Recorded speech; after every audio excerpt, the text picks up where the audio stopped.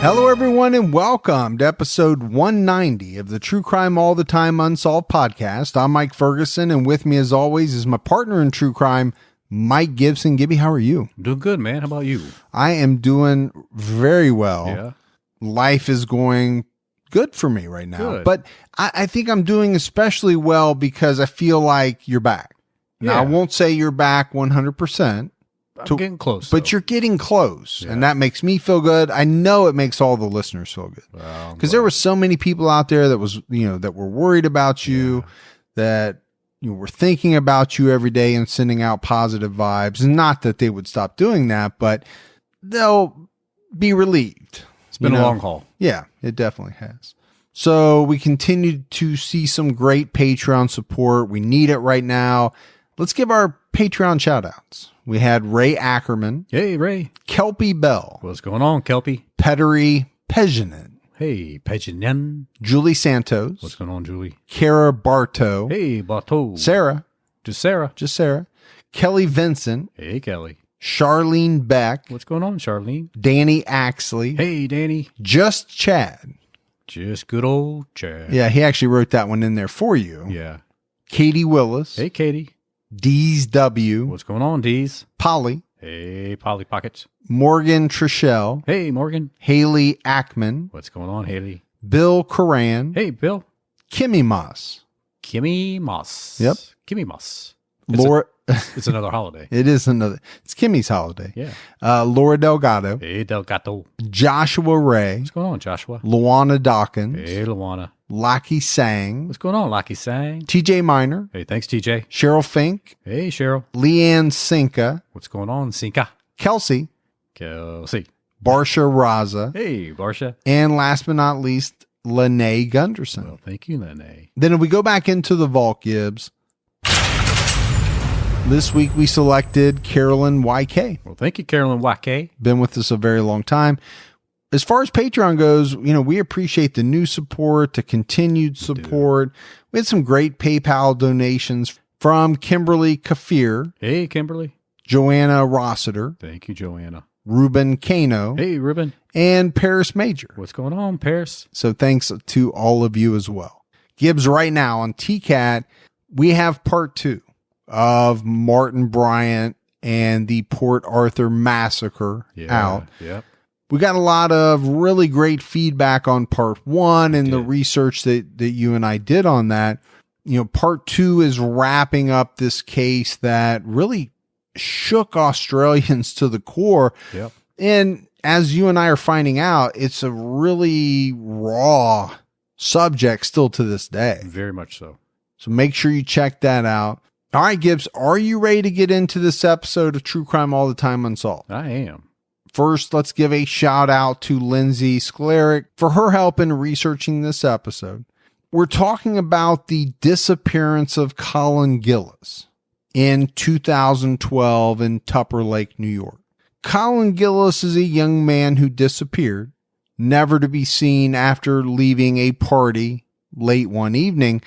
This disappearance has caused a community to be in disbelief, his family and friends to be heartbroken, and the investigators to ask where he is now and who is involved.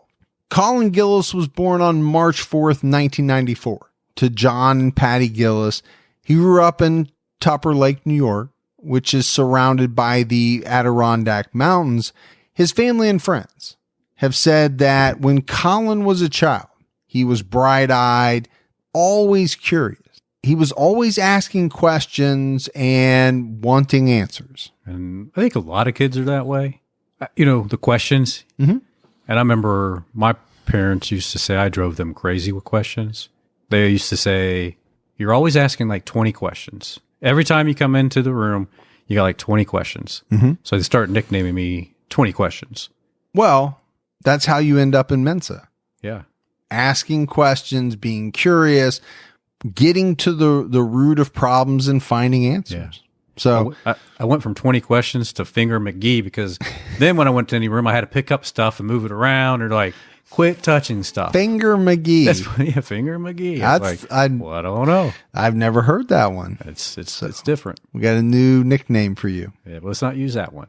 I think Colin's parents knew at an early age that he was gifted. He had a thirst for knowledge. Colin was very goal-oriented and ambitious. This was someone who, even as a kid, showed ambition in striving to achieve his goals. His dream was to be a doctor one day, and he was taking steps to achieve that goal.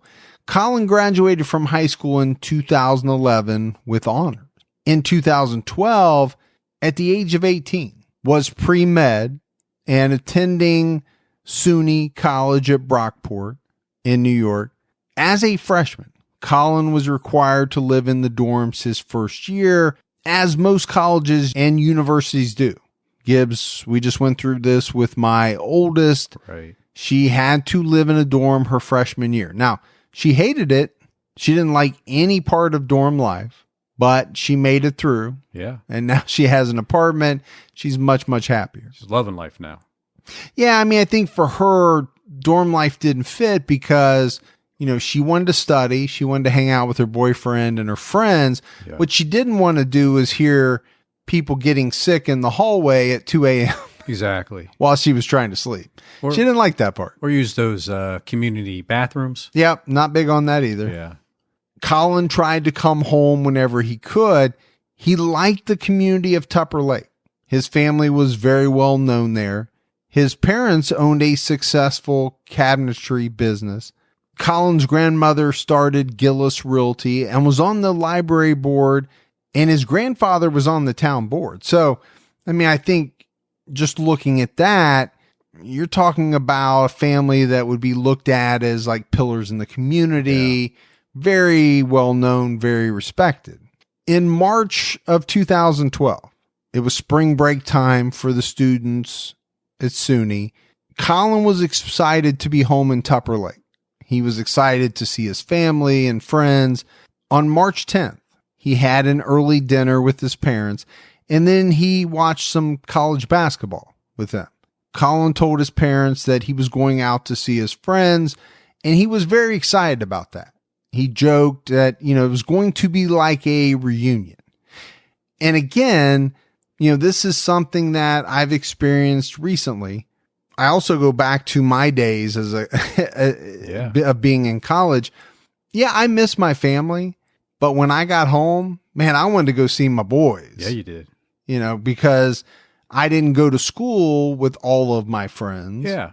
So when we got back into town, it was like a reunion. It's time to catch up. Yeah, let's get together. Let's play cards. Let's do the things that we did in high school and talk about what's going on now. So I get that. You know, my daughter is the same way to probably a lesser degree. She's more of a homebody than I was at that age. I just always enjoyed it, you know, when people came back because I stayed here and went to school. Yes. So, you know, during the different breaks, you would be at the different bars and you'd see your old friends or some of the girls you knew come in. It was just a time to catch up and have a little bit of fun before they went back. Yeah, I mean, when you were that age, you could drink at 18. You could, yeah. Yeah. Yeah. Not to give away how old you are, but... yeah, well, you tell everybody all the time how old I am. I could not. When I came home from college, they had already changed the laws to 21. Like that stopped you, Mr. It didn't stop me. Let me make you a fake ID. I know. Yeah. Not to get myself... What's the statute of limitations on fake IDs? I think you're okay at this point. But I think this is important, right? He loved his family, wanted to see his friends. This is very normal. Yeah. Colin's parents said he was in a great mood. He was acting normally, didn't do or say anything strange or out of the ordinary that evening. I also think that's important, right? You and I profile a lot of unsolved cases. And one of the things I think you want to do, Gibbs, is try to take a look at what is going on in the life of the person that goes missing or, you know, ultimately is murdered. Are they worried about something? Are they expressing concerns to those around them as though they're fearful about anything? Yeah.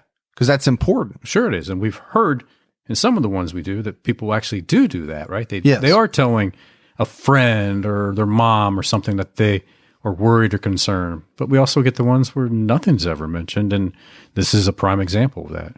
According to investigators, Colin's friend picked him up sometime around 8:30 p.m., and they stopped off at another friend's house on Country Club Road. Then Colin and his friends met some other friends at a home on Lincoln Avenue. Later that night, they all went to a house party on Pascungame Road on Tupper Lake's west side. In this neighborhood, the houses were surrounded by woods. The houses weren't that close together, right? There was a lot of land. Yeah, pretty secluded, you know. I think I read somewhere, Gibbs, that most houses were about 100 yards apart. So, that's a football field. Yeah. To put it in perspective. So private. It's a little bit of distance, pretty good distance. From the house that they were at where the party was being held, you could only see 2 other homes in the entire neighborhood. And even that house was pretty much completely surrounded by woods. Yeah. So it tells you how dense the area was. It tells me how dense you are. Let's say the average person uses 10% of their brain. How much do you use? 1.5%. The rest is clogged with malted hops and bong resin. Yeah, I haven't pulled that one out in a while. Seemed like a good time. Yeah. It's dense. It's Sometimes very dense. Sometimes I walk right into it. You do. You walked into that one. Yeah. So, Gibbs, when we talk about this party, it was said that there were over 40 people at the party that night. Decent sized party. It is a decent sized party. I think one thing that is almost universal when you have that number of people, young people, together and there's drinking going on, you've got a number of different types of personalities. Things are going to happen. Yeah. Tempers are going to flare up. I mean, I think back to my younger days. It didn't take much to set certain people off, especially when they had been drinking. Sure. Yeah, their egos get a little bit bigger. Yep. A sideways glance, a look. Yeah. Are you eyeballing me? I mean, there was all kinds of things that would That used set to be people my off. girl. What's she doing with you? Or Right. yeah. I don't think I was ever at a party that there wasn't some type of fight going on at one point in the evening. And that's what happened at this party. There was an altercation between Colin and a guy that was known as a local bully. It turned into a fist fight, and there were a number of people involved on both sides. But then it escalated into pretty much an all-out brawl from the way I understand it. Free for all, man. Those are the best. Well, I mean, I'm not condoning fighting. I'm just saying, if it's a free for all, Well, how is it a free-for-all? You got to have people on sides. You're just saying every man for himself at that point? I'm always right down the middle at that point, man. I'm just having fun. Yeah, I'm getting out. I'm a lover, not a fighter, or was back in the day. I'm not looking to get into no brawl. Yeah, I'm just saying I'm protecting my zone. Protecting my zone. I have a feeling you were an instigator, but it wasn't until around 1 a.m. that things started to calm down. And that's when Austin O'Neill, Colin's friend, tried to get Colin to leave the party with him, but Colin wouldn't leave. He refused, he stayed, and Austin left without him. Sometime around 1:30 a.m., Colin called several people. He was looking for a ride, but he couldn't get a hold of anybody. So he was leaving voicemails on all of these individuals' phones. Yeah. Later in the investigation, when his parents and investigators learned about the voicemails, they were able to get a chance to listen to them. And they said that Colin sounded calm and he was pretty coherent in these messages. So, I'm taking that from 2 different angles, Gibbs. Number one, he's not scared. He doesn't seem to be frightful. He's not worried about anything. Someone's tracking me down, Yes. after me, Yeah. whatever. And I'm also taking that to mean he wasn't overly intoxicated Yeah. because, okay, you can have a couple of beers, still sound very coherent. You drink a 24 pack and you sound like, I don't know, some cartoon character, the Tasmanian devil or something. Or me trying to just speak normal English. You said it. I did not say I was that. just I was saying what you were thinking. Colin was seen leaving the party with his orange backpack shortly after 1:30 a.m. He was seen walking up Pascungame Road to where it intersected with State Route 3. It was at this point that Colin had two choices. He could turn right and go east, which would take him towards his home, or he could turn left and go west. For some unknown reason, Colin turned left, heading towards the town of Piercefield.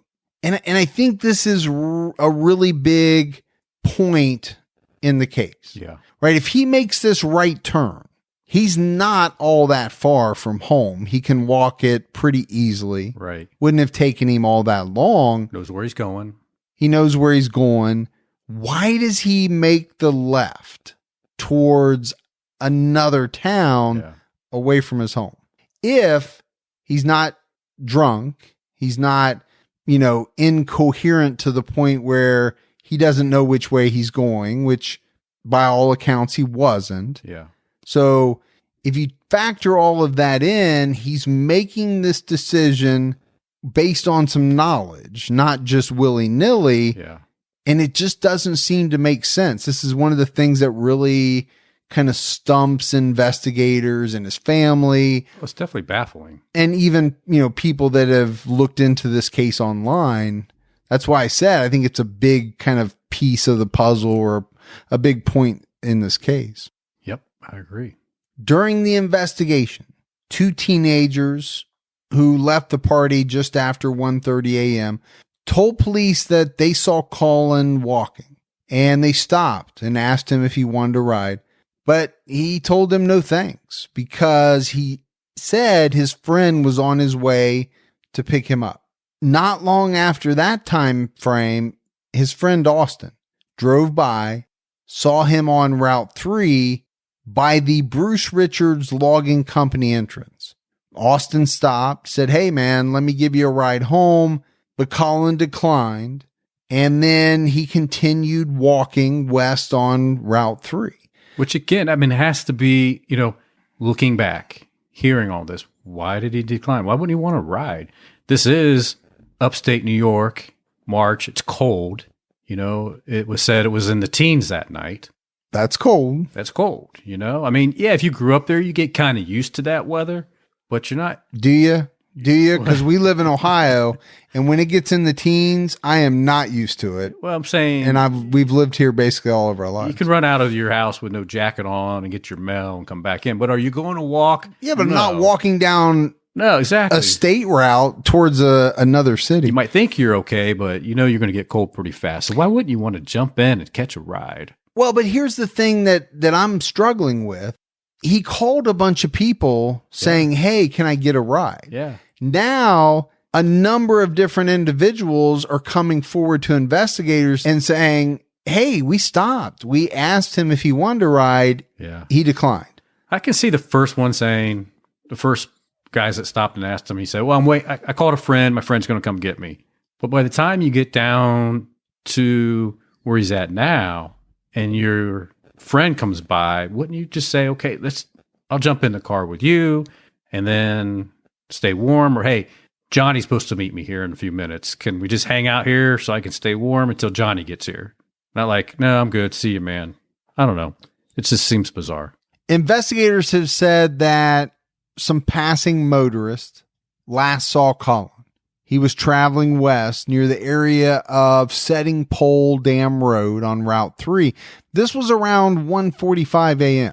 So we're not talking, Gibbs, about a very long stretch of time. No. 1:30, two teenagers offer him a ride. Yeah. Sometime after that, his friend Austin offers him a ride. Yeah. And then at 1:45, he's seen by some passing motorists. It's like 15 minutes that all of this kind of happens. The passing motorist was a man named Rich Rosentreater. He was the editor of the Lake Placid News. And he told investigators that he saw a young man who he later believed to be Colin walking against the traffic going west on Route 3. Rich was headed home to Tupper Lake. With his elderly mother in the car with him, he said he was afraid to stop at the late hour, not being sure who the young man was, but he was concerned because he said that the person he saw was not wearing a jacket. As you said, Gibbs, the temperature was in the teens. Also, he said this guy was walking by the edge of the road, very close to the white line, and was flailing his arms. So, he said his first thought was that he was a hitchhiker. Yeah. But then he said it didn't really look like his goal was to catch a ride. Well, and also, if you're hitchhiking, you typically will walk on the side of the road, headed to the direction you're going. With traffic. Yeah, you wouldn't Not walk against traffic. Exactly. You'd walk with the traffic. Now, I will say on this state route, because it is in the forest comes really up on the road. Yeah, you probably don't have a big berm Exactly. to walk on. So I get that. Yeah, so you might eventually have to cross the white line every now and then. Yeah, you and I get that. People that maybe don't live in rural areas might not have experienced that much, but that's pretty normal around places like where we live because there's not a berm on these state routes and things a lot of times. And myself personally, if I walk that type of road, I want to walk against the traffic because I want to see what's coming at me, not what's coming behind me. Do you walk along a lot of state routes at night? Maybe I do for fun. Okay. You're making it sound like you have a ritual that you follow. I have done it before. Oh, I don't doubt that. I want to go back for a minute and talk about Rich being afraid to stop at that hour. I get that. Man, I'm all in. I've got my elderly mother in the car. Yeah. I have no idea who this guy is. It's 1:45 in the morning. I'm not stopping either unless I've got a really good reason. Yeah. No reason, get your mom to safety. But I'm just also wondering what kind of fun you having at 1:45 in the morning or night, however you want to look at it, with your mom. Must be a pretty cool mom. Yeah. Did you say what kind of fun are you having with your mom? Are you talking like bingo? Yeah, okay. Late night bingo. I got you. Yeah, it's pretty late. Late night bowling. I don't think mom is headed out to the clubs with you. No, but reports all say his elderly mother. Yeah. It is very, very late. I know my mom's not up at 2:00 in the morning and she's sure as heck not out driving. I'm not picking her up from somewhere at 2:00 in the morning. Yeah. After Rich got his mother home safely, he drove over to the police station to report what he saw. It was less than an hour from the time Rich had seen the young man walking in dangerous conditions until the police searched the place where the young man was last seen. The police cruised up and down Route 3 looking for this young man that Rich had reported, but they never found anyone. So first of all, I got to commend this guy because, yeah, I get it. He didn't stop, and I don't think I would have either. Yeah. But feeling, I guess, a sense of duty, he took it upon himself to go that, what I would call the extra mile and, drive to the police station and say, hey, this is what I saw. You might want to check that out. Yeah. That's a pretty good Samaritan in my eyes. Yeah. Yeah. I think in today's world, and even back then, cell phones were abundant.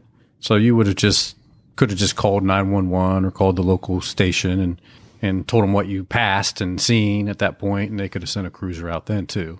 Now let's talk about Colin's parents, John and Patty. They weren't all that concerned that Colin didn't return home that night. He's in college. He often stayed at friends' houses for a night. Didn't always tell his parents. Yeah. It wasn't great at keeping his phone charged all the time like some people I know. Sounds like my girls, to be honest with you. So I think that his parents assumed that this is what he had done the previous night. But when he didn't come home for dinner the next day on March 11th, that was unusual. They knew something was wrong. Patty Gillis called the police at 5:30 p.m. and reported Colin missing. Along with forest rangers, the state police worked through the evening, gathering information. They began to organize a search for the next day that would start at daylight. They arranged to have the New York State Police helicopter assist with the search. The forest rangers arranged to have an airboat on site to assist with any searches of the icy waterways. So there's a lot going on here. Yeah. And there's a lot of agencies, Gibbs, that are being tapped. Yeah. And their resources are also being tapped. And these are some pretty good resources. Oh, absolutely. Resources that I'm assuming a town like Tupper Lake does not have. No. So they need the forest rangers. They need the New York State Police. They're going to be able to provide these resources that otherwise they just wouldn't have. Right. On March 12th, the state police started interviewing Colin's friends, folks that were at the party, and anyone who saw him walking that night.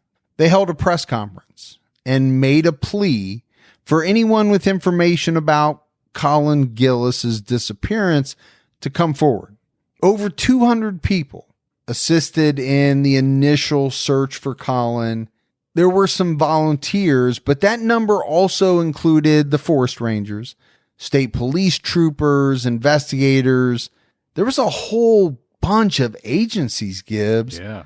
Special Operations Response Team, helicopter crews, the Adirondack Mountain Search and Rescue Team, Tupper Lake Police and Fire Department, as well as the Piercefield Fire Department.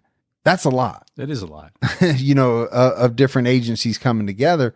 They searched the roads, berms, culverts, railroads, and some of the nearby forest. During the search, some personal items of Colin's were found on Setting Pole Dam Road, right off State Route 3. Now, the authorities only officially released that they found one item, and that item was Colin's driver's license. And it was found only a few feet from where he was last seen. It was unofficially leaked that the search turned up other items, but officials wouldn't confirm, didn't say anything about those, only the driver's license. So initial thoughts for me is, well, we know obviously he was at that site, right? We have a eyewitness that saw him there the night before. Mm-hmm. Now we have his ID, so we definitely know he was there. But then you got to wonder, what was the other items? Was it his backpack? Was it his jacket that he wasn't wearing? What could it have been? And are the police holding that because, like they do in a lot of investigations, they got to hold something back to use later if needed. To confirm someone's story or disprove someone's story. I think what really is hitting me is, okay, he's last seen at this location. And that's exactly where they find his driver's license. Yeah. That to me is a little odd. It is odd. Why? Because he pulled it out to show someone, because there was a struggle and items got tossed around. I mean, you can take that in a number of different directions, Right. but for it to be found exactly on that spot is, I think, says something. Sure it does. So I think one thing that's important, Gibbs, is police reported that they found no evidence of any type of a hit and run.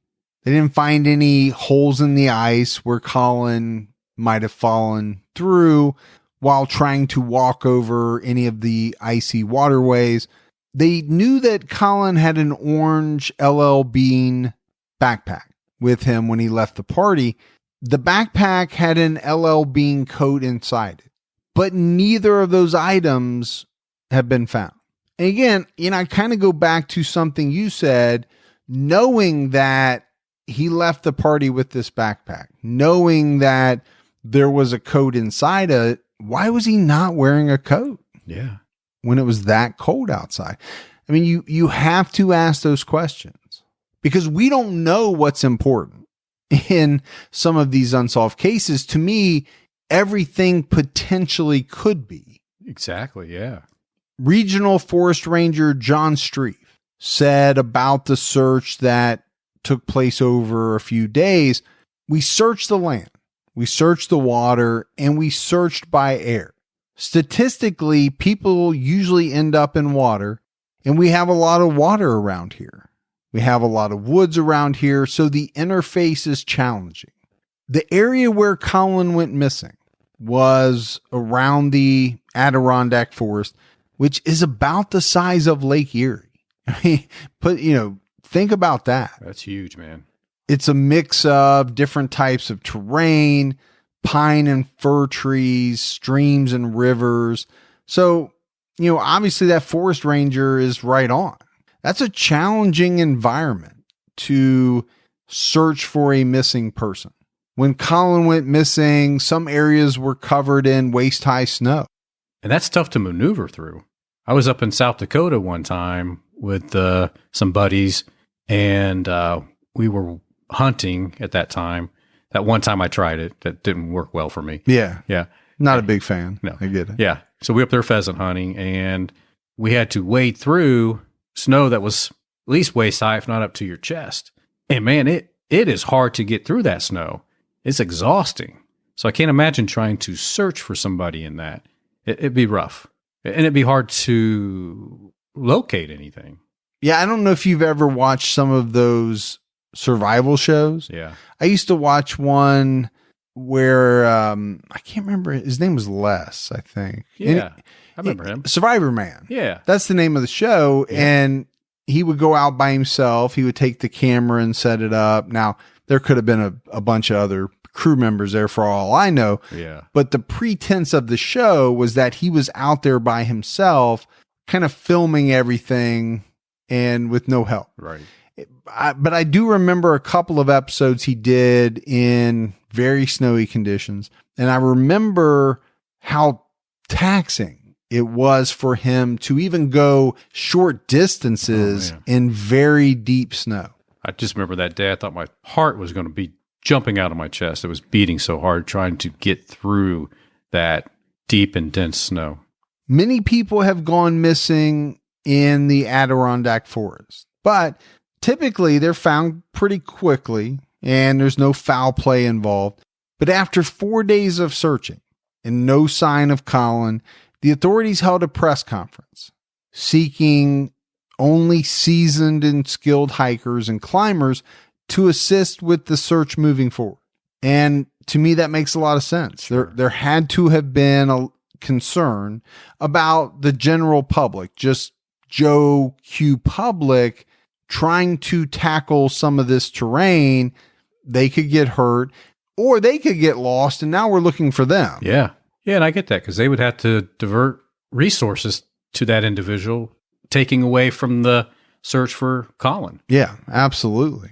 Authorities also mentioned they were going to increase the search on the rivers and banks and the large Raquette Pond. During the first week of April, Colin's family and friends put up a $10,000 reward to anyone with relevant and useful information leading to Colin's location and safe return. Gives you and I talk about it all the time. Rewards are a great tool to get some potential leads. They don't always work out. In some cases, no one comes forward with any information, but at least you have it out there. Sure. And maybe you're enticing someone that would, without it, decide, you know what? I don't want to get involved. Right. I have useful information, but I just don't want to get involved. Yeah. Well, for $10,000, I'll get involved. I'll get involved. Yeah. But sometimes there's just people that don't know. I mean, sometimes I think there's cases that maybe there wasn't a witness involved. Maybe just nobody saw anything. Yeah, so there is no one to come forward with useful information. Right. During the remaining month of April, searches continued, and by the beginning of May, the searches spanned over an estimated 11,000 acres and involved over 600 volunteers. That's a very large area. It is, and it's a lot of people who are volunteering their time, but even with all of that, the people, the resources, the number of searches, the case went cold.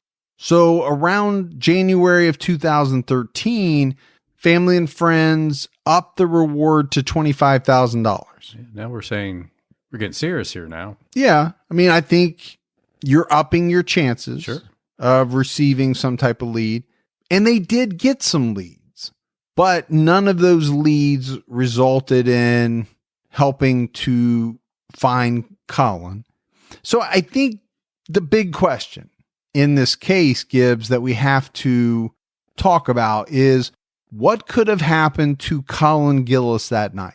As with most cases, the locals, the investigators, and amateur crime sleuths have their theories. I think first we should take a look at the geographical location. We've talked about it a little bit, but the Adirondack Mountains and forest, heavily wooded throughout this area that we're talking about. There's creeks, ponds, lakes, rivers. The forest rangers get a lot of missing persons reports in the Adirondacks because, frankly, if you're not an experienced hiker, they say it's pretty easy to get lost. Yep. Yeah, you probably get turned around really quick. But most missing persons are found alive. There are people that succumb to the elements. But even when that happens, most of the time, the bodies are recovered. So there are some people that think Colin got lost in the Adirondacks. I don't think that's the majority because most people, I believe, feel that, he lived in this area. He knew the dangers of wandering into the forest at nighttime. Yeah. He wouldn't have done that on his own at 1:45, 2 o'clock in the morning. And remember, he's very intelligent, right? I mean, this is a pre-med student. Sure. I mean, he's got to know. He's got some smarts. I'm He's best got some to stay wits. here in the open area and not try to walk into the forest. Why would I want to do that? 1:45, 2 o'clock in the morning. What would that do for me? Another theory is that Colin was attacked and dragged away by an animal. Some people have said it was the Adirondack panther. Some people think it was a black bear. But again, I think this is a theory that a lot of people dismiss because there just really weren't that many attacks during that time frame. And I think even more so, there was no evidence of an attack. Right. And they did a lot of searching. Yeah, you think they would have found his backpack, his jacket, his clothes, and maybe, a sign of where the attack took place. Some people have questioned the report that Rich Rosentreater gave police that night. And some have thought, okay, maybe he knew more than what he told them. But police checked his story out and they cleared him. And on top of that, his mother did back his story up. Yeah, I think if he was involved, why would he ever go to the police in the first place? Right. Now, some people would argue you would do that to kind of throw police off your scent. Yeah, and I know that we've had some people that like to be involved into the case, but I think majority people would stay away from that. Yeah, I never looked at Rich really as a viable suspect, a guy that's driving along with his elderly mother. Obviously, he would have not done anything while she was in the car. Could he have dropped her off and then, done something? But again, why then go to police and even get on the radar in the first place? Yeah. And then you have to go back to the fight at the party. We mentioned it. There was a person that Colin had an altercation with. Did this person later see Colin walking on State Route 3, pull over and try to get into it with him again, and something tragic occurred? And then that person panicked and they tried to cover it up. Yeah, I mean, it could have happened, right? You could have hit him hard. He just fell down on the concrete road, hit his head, whatever. You never know. So I can see that happening, right? If you're upset with how the fight ended that night, and now you see that person walking alone late at night on that highway, you might pull over and say, all right, man, let's go. We're going to go again. We're going to finish what we started. This time you don't have your friends around you. Well, and maybe this person is even more intoxicated than they were when the original fight happened. Yeah. Maybe they're even more fired up. I don't know. You and I don't have the answers because police don't have the answers. No. But you have to talk about all of these different possibilities. Now, another theory is that Colin could have been the victim of a hit and run incident. We talked about it. This is a pretty rural area. The roads are dark. You don't have, a lot of lighting on some of these kind of rural roads. The forest butts up right next to the road. If someone had accidentally hit him, it would have been easy for that person, if they chose to hide his body somewhere in the forest. I mean, even with the searches, Gibbs, the area is so overgrown and treacherous. It's impossible for searchers to cover everything. It's possible that they could have missed Colin. It could have even been someone from the party. Yeah. Right? If a lot of people were drinking, they left the party, they were under the influence, they accidentally hit Colin. The last sighting said that he was walking right next to the road and flailing his arms around. Yeah, and typically at that time at night, who is on the roads after people that've been drinking? Coming back from bars. I was going to say, not me, man. Yeah. Not me, but you're right. That's why I always tell my girls, all right, can you not go out at 12, 1, 2 o'clock on a Saturday? Yeah. There's really not a lot of good things that happen, but there's a lot of bad things that could happen. Because like you say, a lot of people on the road at that time of night could be under the influence. Sure. Because they've been out partying and they made that bad decision of getting inside the vehicle. And if they're just impaired enough on that narrow strip of road, it wouldn't take much. No. You take your eyes off for 1 second, or your reaction time is slowed. Sure. We know that. That's why you don't drink and drive. Yeah. And they could have seen someone at the last minute, but not had the dexterity to swerve or whatever. Yep. Now, there's another theory that involves a man and a woman, Carl Burns Jr. and Angela Roberts. The details on the two are a little fuzzy. There are some reports that they were boyfriend-girlfriend. There are some reports that Angela was trying to get away from Carl and he wasn't having it. But what we do know is that Carl forced Angela to help him burglarize his father's home and one other location. He took some money, guns, and valuables. But where Colin fits in is that he went missing the day that they were seen in this same area where Colin was last seen alive.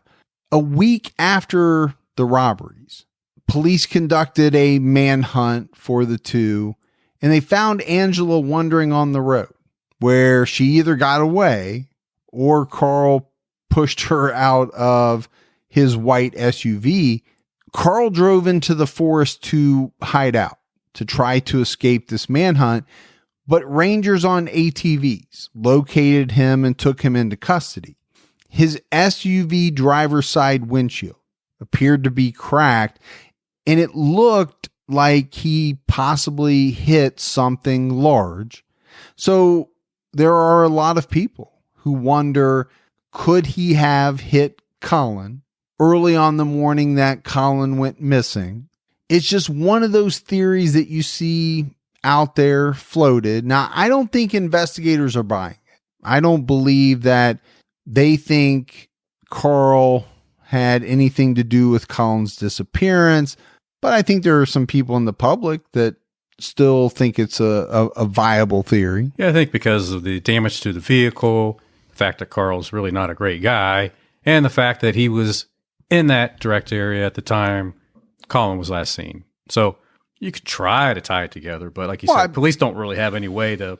I think you can tie it together, but again, police don't have anything to conclusively say that's what happened. No, I get that, but there's a little bit of smoke there. Yeah, you'd have to agree with that. Oh, absolutely, yeah. Then we have a serial killer tie-in, and Gibbs, this is something that we seem to stumble upon a lot in these unsolved cases. There are some people that theorize Israel Keys could have had a hand in Colin's disappearance, he spent a significant amount of time in that area, and he owned property in Franklin County, the county where Tupper Lake is located. He was known to dispose of murder weapons in St. Lawrence County, which is less than an hour from Tupper Lake. In 2009, Keyes admitted to robbing a bank in Tupper Lake and told police he had disposed of one of his victims in that area previously. But there are arguments against this theory. It's believed that Keyes was not in the northern New York area during the time Colin disappeared because on March 13th, 2012, he was arrested in Lufkin, Texas, and had been using a victim's debit card, which police had traced from New Mexico and Arizona the day before he was in Texas. So, I think based on that, the argument is, okay, it wasn't possible for him to be in New York if he's in New Mexico, he's in Arizona, he's in Texas on these days.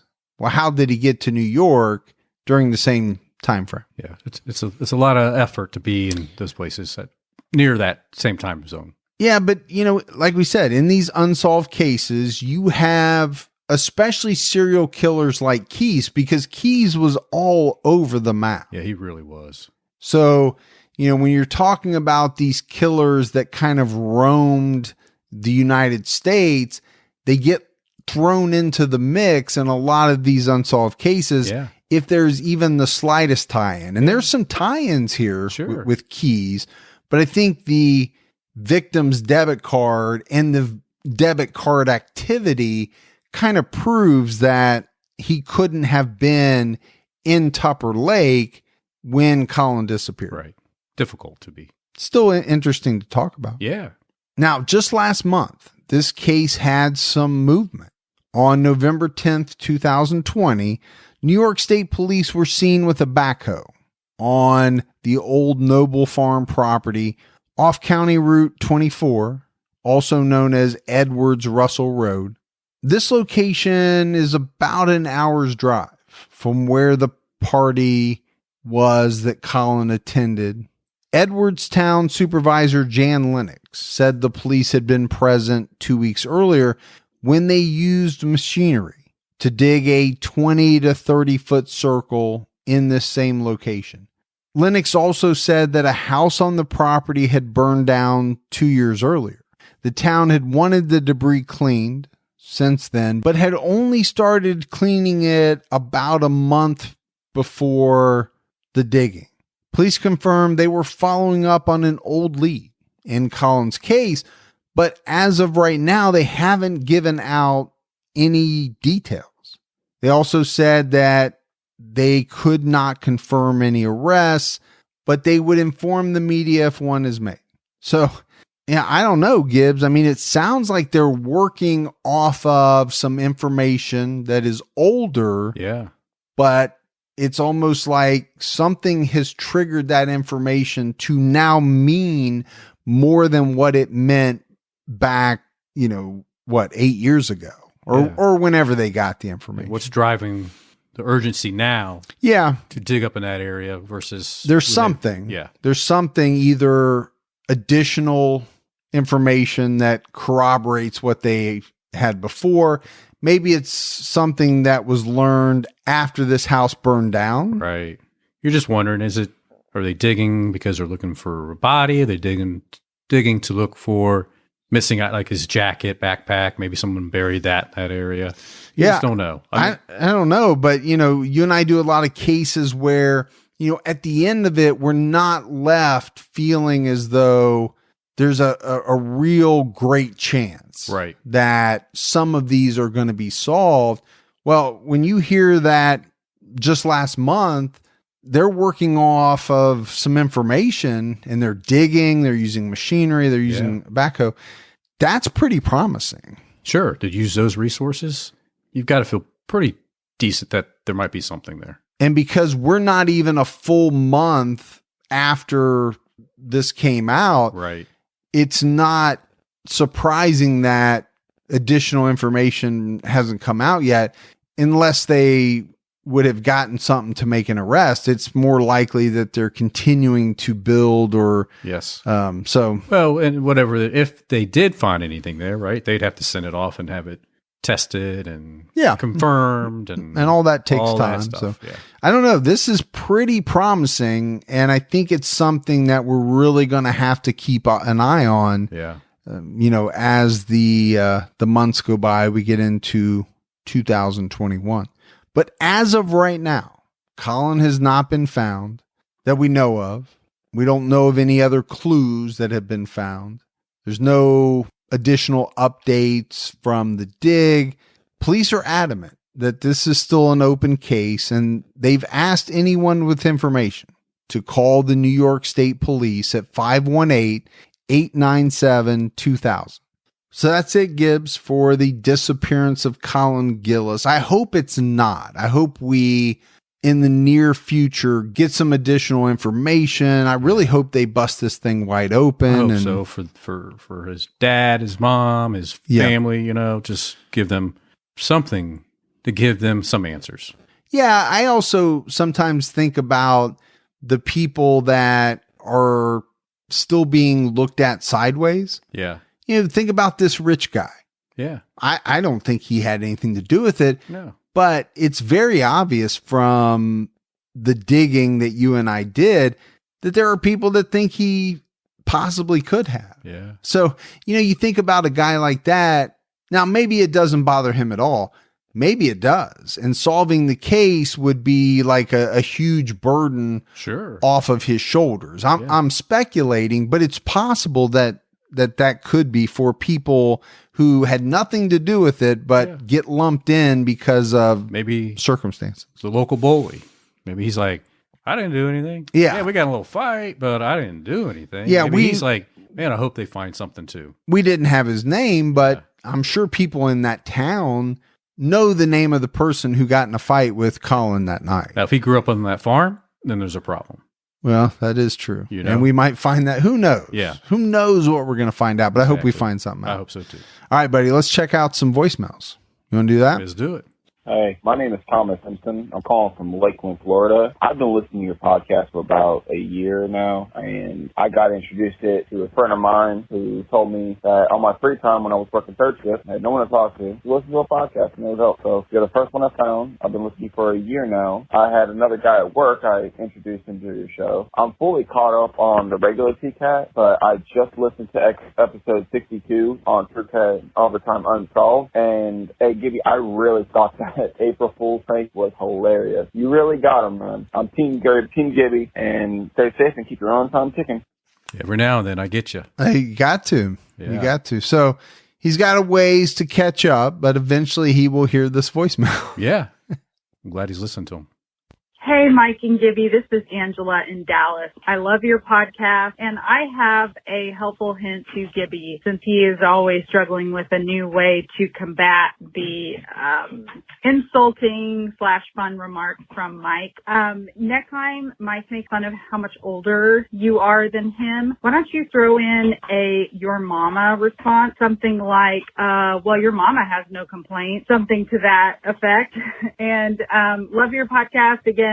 I am Team Mike Fergie and Team Gibby. You guys are both great. And keep your own time ticking. That mama thing would work great, but I know your mom. I know. And she's the sweetest. And she loves you. She's the sweetest woman. There's no. She wants you to go right to the mama jokes. Oh man, I feel like I'm.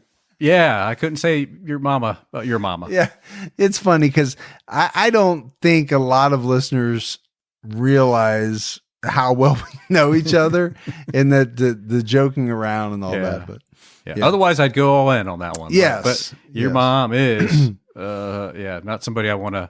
If we were more of just casual acquaintances, okay, maybe you go, to the mama jokes. But at some point, you might have to sit next to my mom at dinner, and that might be a little awkward. And the fact that your mom is a nurse, she knows how to do things to people that Yeah. She could take care of you. Yeah.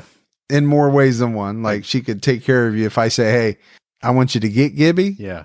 She get me. She might get you. Yeah.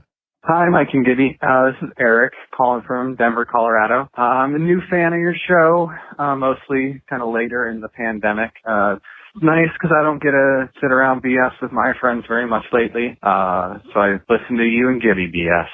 I'd like a little help, maybe, if you got time. I grew up in Cedar Falls, Iowa. It borders Waterloo, Iowa. So when I was a kid, get some money mowing the lawn or something, I might go get some chicken. And I'm wondering if the KFC I went to was one of Dahmer's. It was on University Avenue, right on the Cedar Falls Waterloo border. Hope you guys are doing good. Bye. All right, so that was probably meant for T-Cat. I played it on Unsolved. So I'm thinking he's talking about Gacy. Yes. Because Gacy had the KFCs. But I don't know the locations, to be honest with you. I'm sure that's something you could probably Google. Which KFCs did Gacy have? That's before fry sauce, too. Yeah. Fry sauce. You always got to bring up fry sauce, and that makes me hungry. I know. They came out, KFC has their own sauce now. Everybody has their own sauce, dude. The world is gone sauce crazy. Whatever that sauce is, now you can buy it at the store in the jar. Yeah. But yeah, it's definitely sauce crazy. Yeah, the world is really saucy. It is saucy. My daughter, people like it saucy. They do like it saucy. My daughter, when we go to McDonald's, I don't know, they have some kind of new sauce too. Oh, do they? It comes in those packets like the McNugget sauce. Yeah. I can't remember what it's called, but she likes to dip her chicken sandwich in it, and she really likes that sauce. I just can't remember what it's called. I like Chick-fil-A sells their sauce now too to the public in a jar. But I like the sauce at what's that one place we used to go by my Freddy's. I like their jalapeno fry sauce. That's the bomb right there. Yeah, that is really good. Yeah. See, again, even more hungry. Hi, Mike and Gibby. This is Michelle out of Washington, D.C. Obviously, I love you guys. You're incredible. And I have no favorite because you're both my favorite. I just watched last week's True Crime All the Time episode. And Gibby, I'm cracking up because you kept saying suspicious. Word of the day. That little jingle goes, don't be suspicious, don't be suspicious. Don't be suspicious, don't be suspicious, don't be suspicious, don't be suspicious. And I hope that's in your head all day. And I hope you guys have an absolute wonderful holiday season. You guys have kept me going through this pandemic when I'm going into the office. I appreciate you. Tell the families hello and keep your own time ticking. Thanks, guys. That's it right there. So, number one, that will be stuck in my head. Sure. Number two, that was a hell of a performance. Yeah. I actually really enjoyed it. Yeah, you did. And she did a great job with it. She did. So we appreciate it. Yeah, we do. All right. We got to get out of here, man. Yeah, we do. That is it for another episode of True Crime All the Time Unsolved. So for Mike and Gibby, stay safe and keep your own time ticking.